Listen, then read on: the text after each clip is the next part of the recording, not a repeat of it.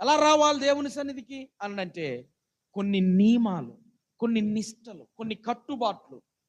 పరిశుద్ధ ఆలయానికి నేను వెళుతూ ఉన్నాను, దేవుణ్ణి స్తుతించటానికి నేను వెళుతున్నాను, దేవుణ్ణి ఆరాధించటానికి వెళుతున్నాను, సమాజముతో కలిసి నా దేవుని సన్నిధిలో చేతులెత్తి స్తుతించటానికి నేను వెళుతున్నాను, దేవుడు నా జీవితంలో చేసినటువంటి మేలులన్నిటినీ బట్టి కృతజ్ఞతాస్తుతులు చెల్లించటానికి నేను వెళుతున్నానని చెప్పి ఏం చేయాలి తెలుసా?